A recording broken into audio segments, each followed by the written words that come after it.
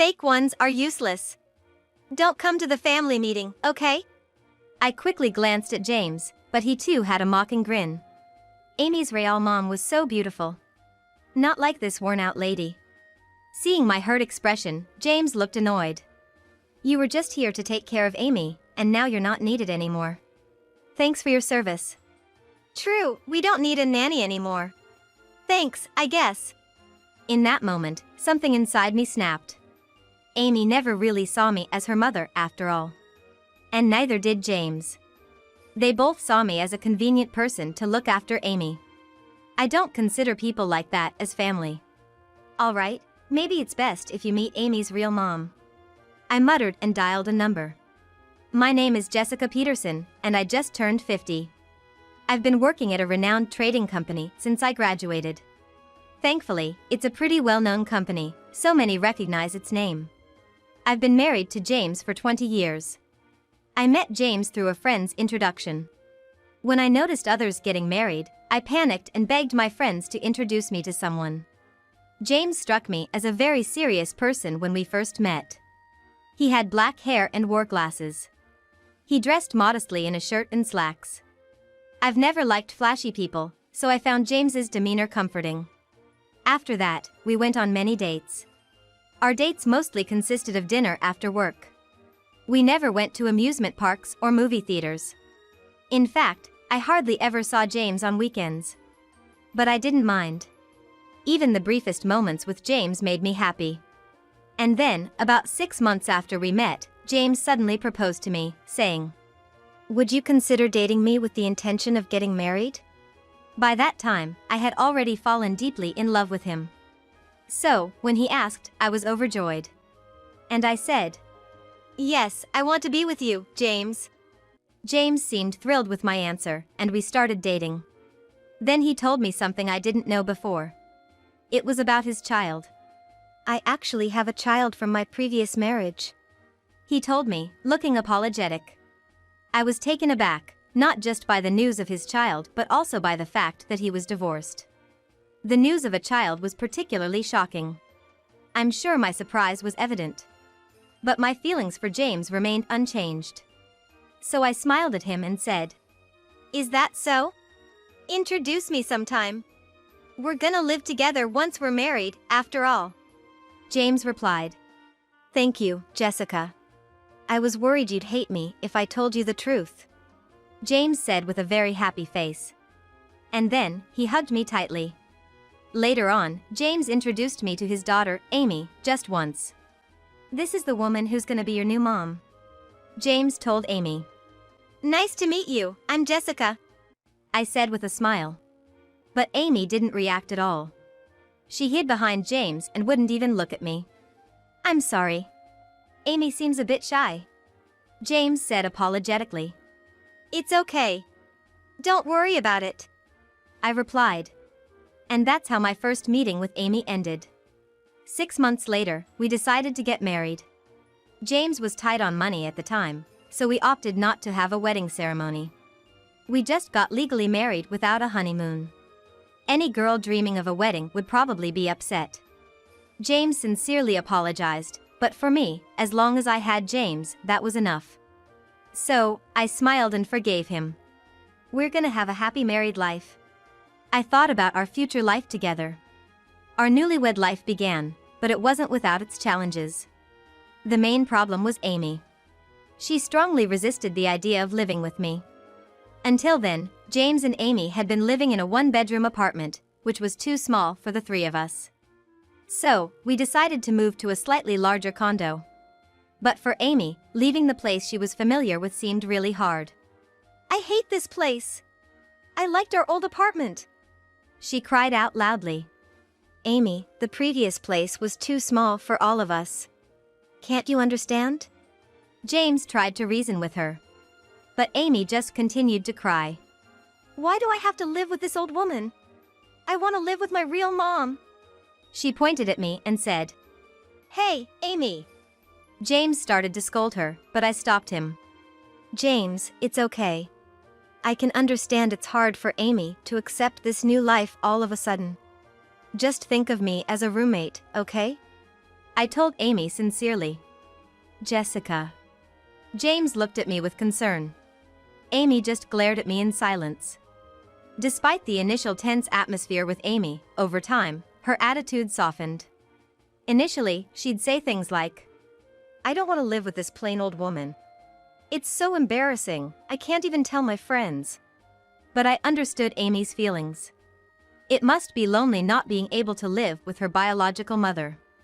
When Amy was 5, James and his first wife divorced. That's why Amy's memories from that time are somewhat hazy. She would always look at pictures of her real mother, saying, "My real mom was this beautiful, not like you." She'd flaunt the photos at me with a smug look. I figured she was probably just putting on a brave face to hide her loneliness. I tried my best to be patient and understanding with her. I'd always take time off work to attend school events, even if Amy was against it. And of course, when she was sick, I'd stay home to care for her. I sometimes got passive-aggressive comments from colleagues at work, but Amy always came first. To avoid being labeled as a plain old woman by Amy, I studied fashion magazines and changed my style. But with household expenses, I couldn't spend much on clothes. So, I made do with budget-friendly outfits. On my days off, I'd take Amy to places she liked. We visited amusement parks and famous tourist spots together. I did my best to ensure Amy never felt lonely. Still, she'd often tell me, "You're so annoying, old lady." Honestly, I wanted to talk to James, Amy's real father, about it. But James was rarely at home. He was always busy with work. On the rare occasions he was home, I tried discussing Amy with him. But James just brushed it off. "I'm busy with work. You're Amy's mom now, so you handle everything. I don't want to know," he'd often say. I had no choice but to keep trying on my own. Over time, Amy started to change. "Tomorrow, I'll need a packed lunch for a field trip." She began asking for my help. The only mom Amy had was me, so I was happy when she relied on me. "Leave it to me. I'll make something super delicious," I replied with a smile. "You're gonna include fried chicken, right?" Amy mumbled. I found this side of Amy endearing. I felt we might eventually develop a real mother-daughter bond. I continued to put in effort to build a better relationship with Amy. Time flew by, and 20 years later, Amy was 25. Now, Amy was an adult with her own job. She grew up to be a stunning young woman. Currently, she works in an administrative role at a small company. One evening, out of the blue, she said, "I have something important to discuss." She looked slightly embarrassed. "What is it?" James asked, intrigued. Luckily, he happened to be home that day.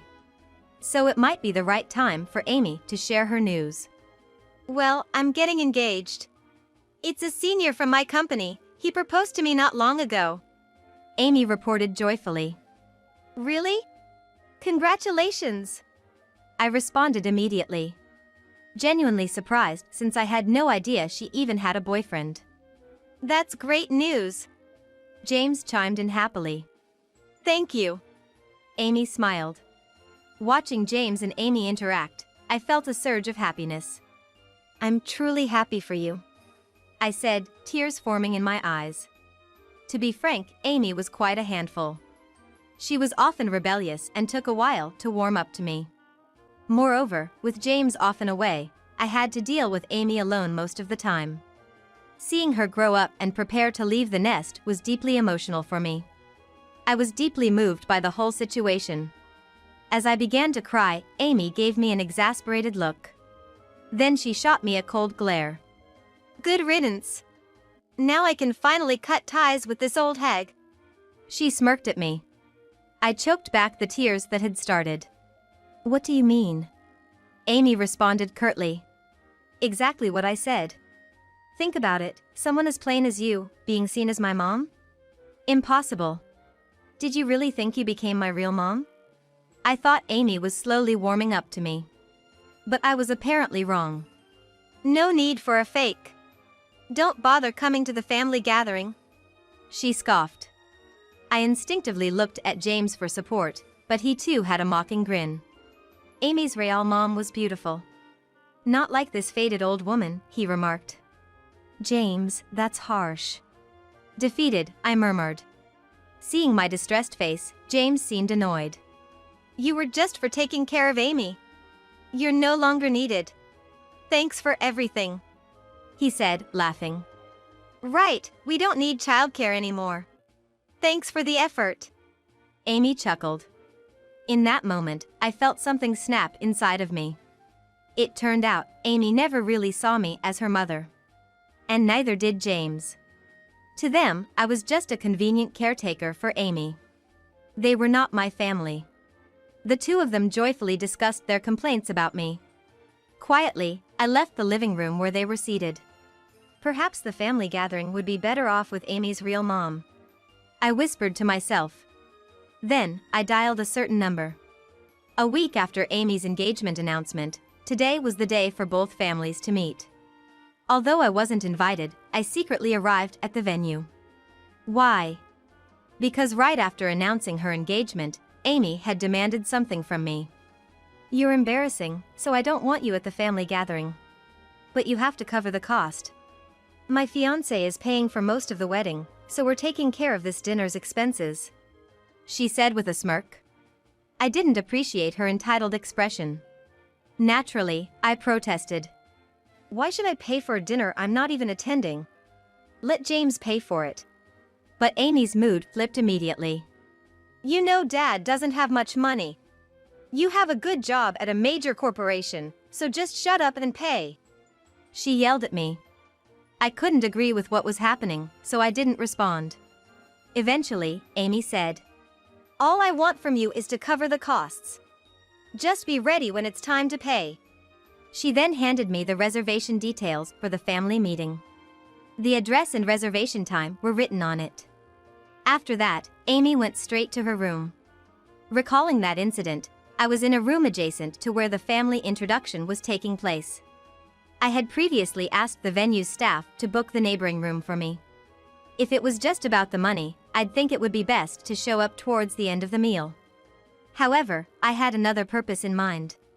Luckily, I could faintly hear the voices from the next room. I listened carefully. I'm sorry my mother couldn't make it today. She suddenly fell ill, Amy said, looking a bit down. How phony of her. Telling me not to come and then making such a statement. My wife apologizes. I'll handle things today, James added to Amy's fiancé and his parents. Both of them seemed to be in on it. But that didn't matter to me anymore. There's someone better suited for this family introduction, I mumbled to myself. I then signaled to someone I had previously contacted. Thank you for coming. She gave me a thumbs up and headed to the introduction room. James, Amy. Long time no see. Amy's real mother, known as Susan, appeared in the doorway. Susan. Why are you here? James seemed taken aback. The others were left dumbfounded. I invited her. You don't need a fake when you can have the real deal, I said, smiling from behind Susan. I had easily found Susan's contact through James' social media, and given that I recognized her from Amy's photos. Originally, I researched to allow Amy to contact her real mother. But with the current situation, I ended up contacting Susan. At first, Susan was really surprised when I contacted her on social media. It's understandable, getting a sudden message from James' current wife would typically cause such a reaction. However, once I explained the situation, she understood and agreed to come to the family gathering. When I relayed this to James, his mood changed dramatically. Why the hell did you do something like that? He glared at me with full force. Susan is undeniably beautiful, but she's quite flashy. Apparently, she's 5 years younger than me, but she doesn't seem her age at all. Her hair is colored ash pink. And she's dressed in trendy, youthful clothes from top to bottom. She clearly takes great care in her appearance and looks at least 10 years younger than she is. It's a mystery to me why someone as straightforward as James would marry someone who's his complete opposite. Amidst everyone's shock, only Amy responded. Mom, she murmured, probably recognizing Susan from some old photos. Then, Susan quickly turned to Amy and said, "What? Can you not call me Mom? I gave birth to you, but I hardly raised you. And I heard you've been talking trash about the woman who did raise you. Don't you think someone who can't even appreciate their own parents isn't fit for marriage?" She looked at Amy with a hint of disdain. Amy was clearly shocked to hear such words from the mother she had only dreamed of. Suddenly, James, who had been silent, shouted, "Shut up! You'd probably ask if she loved you. It's your fault for not raising Amy properly. Reflect on that." "But," Susan replied without batting an eyelid, "it's your fault for always cheating, right? Weren't you the one who wanted custody of Amy because you needed an heir? Even when I begged to see her, you ignored me. In the end, wasn't it Jessica who took care of her most of the time? You didn't raise her either." She fixed James with a cold stare. "What do you mean, Dad?" Amy asked, clearly shaken by this new revelation. Taking a deep sigh, Susan said, "It doesn't matter. A child who belittles a mother who's raised her for 20 years. I don't need you. But your fiancé will marry you, right? Lucky you found someone who wants you." She chuckled. Amy was clearly taken aback by Susan's words. And her fiancé looked pale as a sheet. His parents, eager to leave, were whispering to him urgently, "Why should I need Amy or James? Besides, James, you're cheating right now, aren't you?" I dropped the bomb casually. Actually, I had hired a private investigator to look into James' affairs. The results were damning. Turns out he's dating 2 girls at the same time. Both from his own company. Showing the findings to James, his face turned an obvious shade of blue. Well, it must be hard juggling 2 relationships at once. Must be tough being so popular, I said with a smirk. James was so shocked he actually got down on his knees. "Please, don't tell the company. You know what will happen to me." Sweat was dripping from his forehead. By this point, Amy's fiancé and his parents, only muttering a quick "Excuse us," fled the room. Considering his upright demeanor, he probably didn't want anything to do with Amy, with all her family drama. "Wait!" Amy shouted as she rushed out of the room, trying to catch her fiancé. James works at a small IT company. If this gets out, he'd surely face a lot of flack. But I had no intention of letting him off the hook. It's too late. I've already sent evidence of your affair to the company. It'll probably arrive by Monday, don't you think? James stared at me in disbelief. "Oh my, drama at the office from Monday? That's gonna be entertaining," Susan said, laughing hysterically. James approached me pleadingly. "Come on, do something about it. We're a married couple, aren't we?" James begged, but it was too little, too late. "We're getting divorced. I've gathered all the evidence." Hearing this, James visibly deflated. In the end, Amy's engagement was called off. Her fiancé was adamant about the decision. I misjudged Amy. Not only does she lack gratitude for her upbringing, but she also treats those who cared for her with such disdain. We're done with the engagement. At work, just consider us colleagues. Her fiancé supposedly declared this with a piercing look. Given the embarrassment at the family gathering, the end of the engagement seemed inevitable. Eventually, Amy resigned from her job. Seeing her ex-fiancé every day at work was taking a toll on her mentally. Now, she's reportedly staying home and avoiding going out. She really brought it on herself. Before long, my divorce with James was finalized. James had repeatedly expressed his hope for reconciliation. "Can't we give it another shot? I'm just renting my current place, and I hardly have any savings. I've been fired from my job. I can't make ends meet this way," James lamented. As it turned out, James had been let go from his job. Following the evidence I sent, the 2 women he had affairs with were summoned to HR. It was then revealed they were both involved with James. There seemed to have been quite the showdown. Ultimately, the office romance was deemed too scandalous, and he was strongly advised to resign. It was basically a firing. Moreover, James was already 55 years old. He's having a tough time finding another job. But I had no intention of forgiving James for his actions. So, with the strong persuasion of my attorney, I managed to get the divorce finalized. James is truly backed into a corner right now. Though he doesn't have a job lined up, he still needs money to live. He spent so much on his affairs that he hardly has any savings left. Apparently, he's now even behind on rent. If only I hadn't cheated!